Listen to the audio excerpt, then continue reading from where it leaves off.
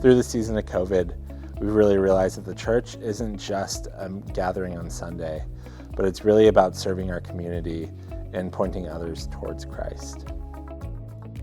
The way we've been doing things has been different, but our vision and mission has been the same. This year for Foster Parent Night Out, instead of having 50 foster kids come to our building once a month to provide respite care for the foster parents, we've been sending out care packages each month full of movies, popcorn, hot chocolate bombs, board games, and providing activities for the foster parents to take a night off in their own homes and just have fun with the kids. Back in last March, when stores were running out of basic supplies, we were concerned that we wouldn't be able to have enough food for Backpack Blessings. Especially when we first started out and it was a big shutdown. I had been studying the book of Genesis in BSF, and I was trying to apply some of my lessons and teachings to that about how God is with me at all times. He's faithful, He's going to take care of me. So I just thought, okay, go for it. You got to get the food for the kids. I'll be protected. And the one vendor that really touched my heart, that we built a relationship, and she called me one day and said, do you need so-and-so? This item's going to be coming up for sale. She set aside supplies for Backpack Blessings because she saw the value in it, and she saw how important it was, and what we do for East Gresham is just really, really important that these kids eat on the weekends. And so God met our need there. And beyond just sending a backpack full of food home each week, we get to interact with these families once a year at our community Christmas party. In the past, we've had our building packed full of people with a big meal, crafts, Christmas trees, and just about everything a kid can imagine for Christmas. This year, unfortunately, that was compromised due to COVID restrictions. So we had to decide whether we were going to put something on for the East Gresham families or not. We were in a meeting, the leadership team and I, when we got an email from the Gresham Barlow School District asking if we were going to do something this year for the East Gresham families.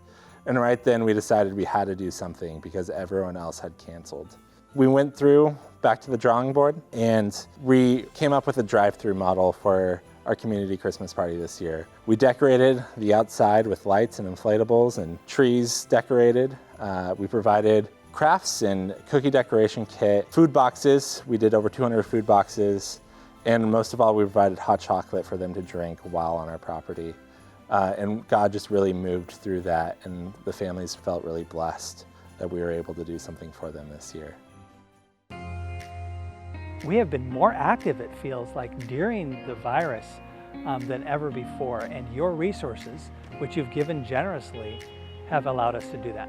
For the first couple of weeks when the food bank just had this influx of people, the care team was able to come alongside and really help them kind of beef up their resources until the city could come alongside and actually increase their resources as well.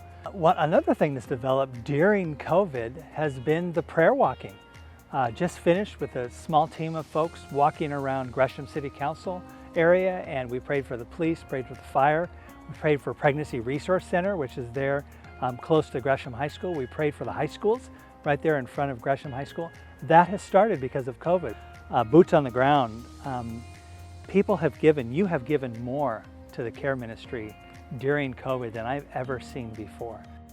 In regard to small group community at Grace this last year, we really saw the need for people more than ever to be in community, to be in relationship. Through this process, we learned a lot. We've tried some things. Some have worked well, some really didn't work very well, but it's okay. We were trying to figure out what would work. So we started some house churches, and then we did our best to try to put people into groups according to their needs. But through it all, I would say it was just really a growing and learning experience for us. So now where we're at with small groups, we've put together a development team that's actually been meeting since September, and we've been looking at small group community. How do we really create environments where people will learn to grow in their relationship with each other, and more importantly, will fall more in love with Jesus? The one thing that is for sure is that we need to be in community with each other.